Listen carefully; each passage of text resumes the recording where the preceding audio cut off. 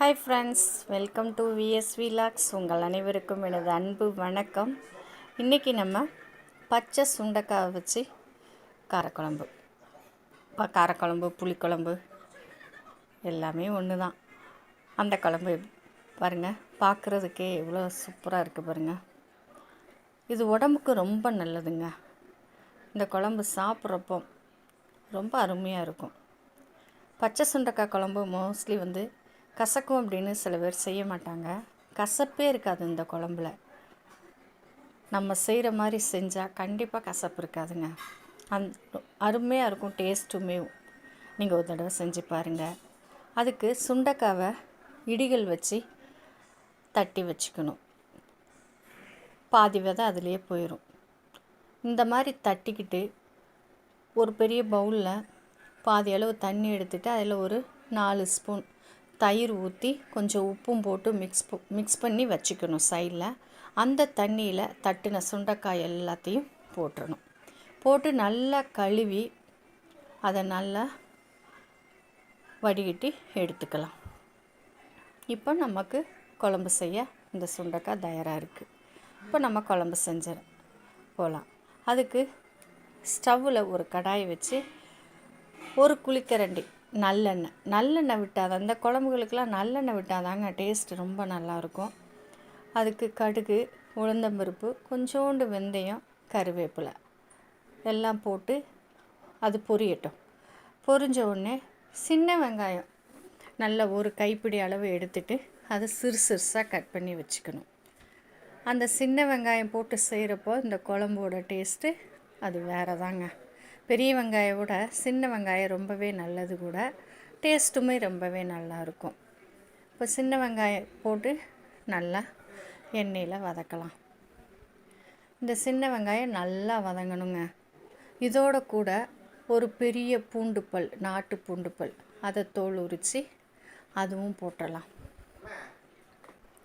இந்த பூண்டுப்பல், இந்த வெங்காயம் ரெண்டும் சேர்ந்து நல்லா எண்ணெயில் வதங்கினதுக்கப்புறம் நம்ம சுண்டைக்காய் தட்டி வச்சுருக்கோம் இல்லையா, அந்த சுண்டைக்காவும் இந்த எண்ணெயில் போட்டு நல்லா வதக்கிடணும். வதக்குறப்போ அந்த சுண்டைக்காயில் உள்ள கசப்புத்தன்மை லைட்டாக தான் இருக்குங்க. நம்ம தண்ணியில் போடுறப்பமே பாதி கசப்பு போயிடும்.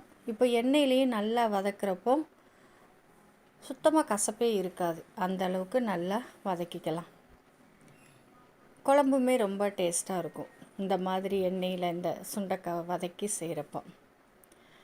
இதுக்கு இப்போது மசாலா குழம்பு மிளகாத்தூள் தாங்க போடணும்.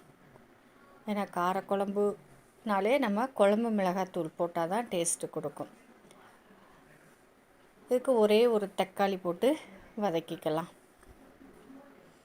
இந்த தக்காளியும் நல்லா மசியணுங்க. நல்லா மசித்ததுக்கு அப்புறம்தான் நம்ம குழம்பு மிளகாத்தூள் போட்டு வதக்கணும். அது நான் வீட்டிலே அரைச்சி வச்ச மிளகாத்தூள் 4 ஸ்பூன் எடுத்துருக்கேன்.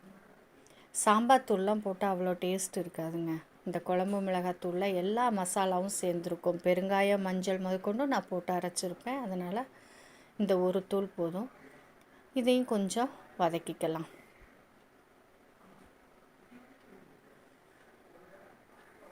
அந்த மசாலா கொஞ்சம் அந்த எண்ணெயோடு சேர்ந்து நல்லா வதங்கினதுக்கப்புறம் இதில் கொஞ்சம் உப்பு, டேஸ்ட்டுக்கு ஏற்ற மாதிரி உப்பு போடணும்.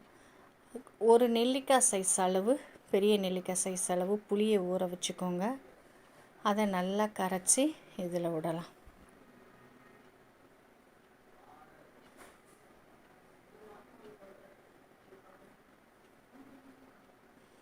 தேவையான அளவு உப்பும் போட்டு நல்லா கலந்துக்கலாம்.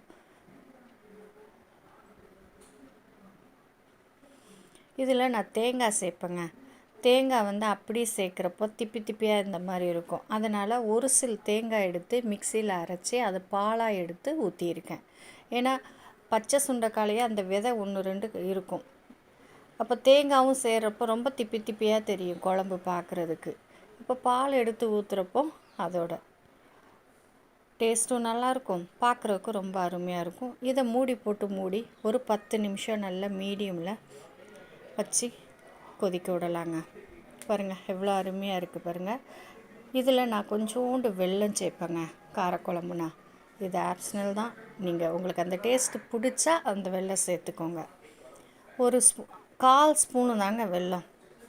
அது சேர்த்துட்டு கொஞ்சோண்டு கொத்தமல்லி கருவேப்பிலை அதையும் போட்டு கலந்து விட்டு 1 நிமிஷம் கொதிக்க வச்சு நம்ம சாதத்தோடு பிசைஞ்சு சாப்பிட்றதுக்கு அருமையான பச்சை சுண்டைக்காய் குழம்பு ரெடிங்க. இதை மாதிரி நீங்கள் வீட்டில் செஞ்சு பாருங்கள். உங்கள் ஃப்ரெண்ட்ஸுக்கும் ஷேர் பண்ணி விடுங்க. உங்களுக்கு இந்த வீடியோ ரொம்ப பிடிச்சிச்சின்னா ஷேர் பண்ணி விடுங்க.